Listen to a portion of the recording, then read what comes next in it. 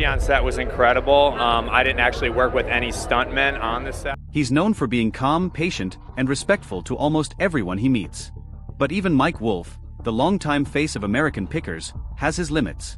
After years of digging through barns and negotiating with thousands of people, Mike has finally opened up about the handful of folks who made his job a nightmare.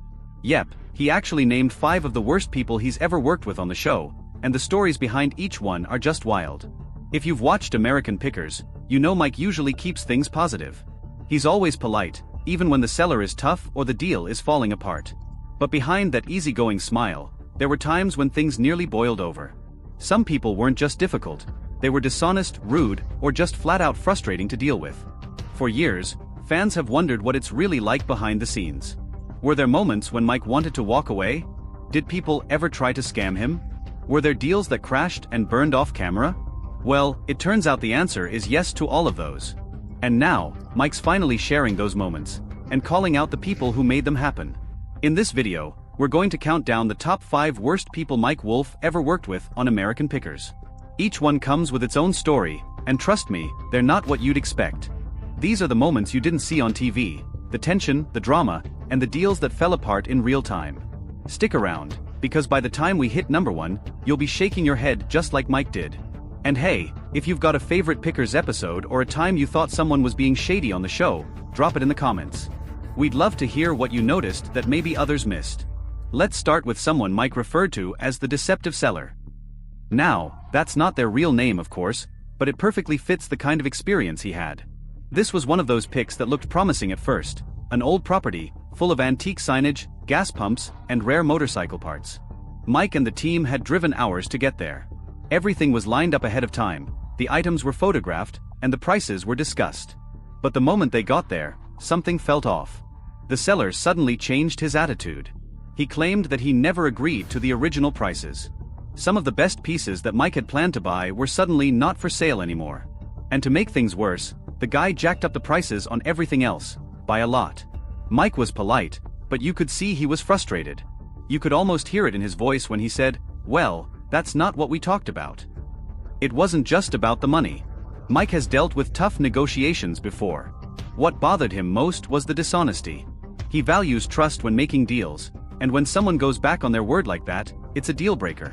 They ended up walking away with almost nothing, and production was basically wasted on a dead pick. The crew was disappointed, and Mike later admitted that it felt like the guy never intended to sell anything. He just wanted the cameras on his property. Mike didn't name the person directly, but fans with sharp memories have guessed which episode it might have been. It was one of the rare moments where the pick didn't end with a handshake and a smile. It ended with Mike and the team quietly loading back into the van, trying to make up for lost time. He called it one of the most uncomfortable picks he's ever done, and that's saying something. The next one Mike talked about was what he called the hoarder who refused to let go. Now, Mike has dealt with a lot of hoarders in his career. It's actually kind of common.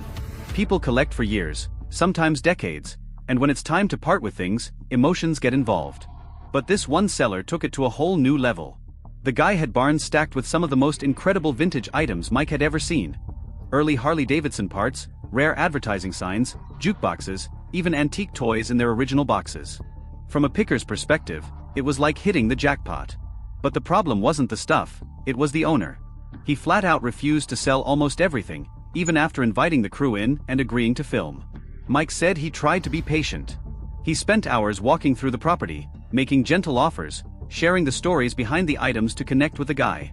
But every time he made an offer, the man would hesitate, then change his mind, then suddenly decide he might want to keep it after all.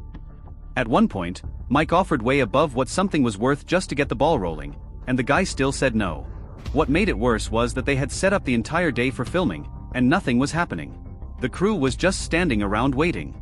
Mike later admitted that this was one of the most exhausting picks he'd ever been on. Not because of the walking or the work, but because of the emotional back and forth.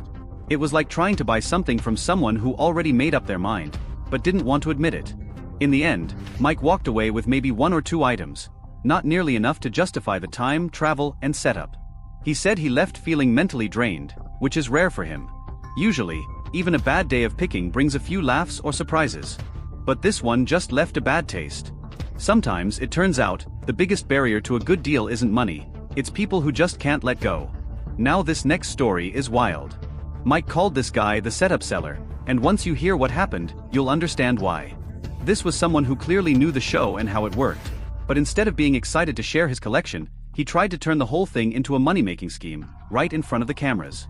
At first, things seemed normal. The seller reached out through the usual process, sent photos, shared the story behind his collection, and even negotiated some prices beforehand. But once the team showed up, things started to feel off. Right away, the guy started talking directly to the cameras, not to Mike or the crew. He was name-dropping, plugging his own side business, and even trying to direct how the episode should be filmed. Mike picked up on it quickly. This wasn't just a pick, it was a publicity stunt. The seller was trying to use American Pickers as free advertising.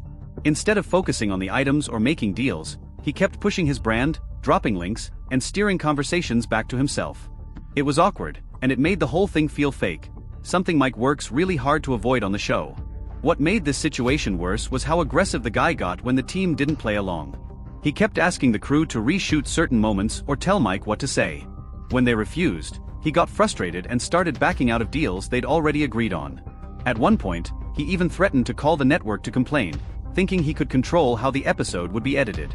Needless to say, most of that footage never made it to air. Mike and the team ended up leaving earlier than planned, and it became one of those stories they only talked about behind the scenes, until now. Mike said the experience was a reminder that not everyone is there for the right reasons. Some people care more about being seen than about sharing their stories or making a fair deal. Mike called this guy the confrontational collector, and even just hearing him talk about it, you can tell it still bothers him. From the very start, things felt tense.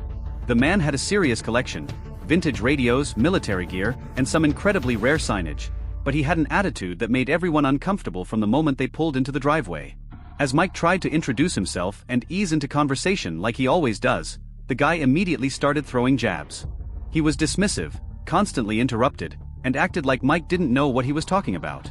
Every time Mike would compliment an item or ask a question, the man would respond with sarcasm or roll his eyes, like he didn't want to be there, even though he had agreed to be on the show.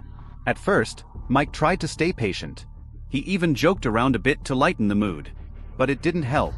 Things kept getting worse. The guy started criticizing Mike's offers in front of the crew, saying things like, "That's all you're gonna give me?" Or "I thought this was a real show." It was clear he was trying to provoke a reaction, maybe even hoping to create a dramatic TV moment. Eventually, Mike had to shut it down. He thanked the guy for his time and decided to walk away. He later said it just wasn't worth it. You could see in his face that he was disappointed, not just because of the missed deals, but because of the disrespect. For a guy like Mike, who's built his entire career on relationships and trust, this was one of the lowest moments. The episode, if you can even call it that, barely made it to air. Most of it was edited out. Mike said it reminded him that not every collector is in it for the right reasons. Some are just angry, bitter, or trying to start something. And sometimes, walking away is the best pick you can make. Now, out of all the tough situations Mike has been in, this one takes the top spot. He didn't give this person a nickname, he just called it the lowest moment of my time on the show. That says a lot, coming from someone who's been doing this for more than a decade. What happened here wasn't just a bad negotiation or a tough seller. It was something that crossed the line. The pick started like any other. It was a rural location, and the person had a large property with old farming equipment, oil cans, and even a couple of antique cars. On the surface, it looked promising.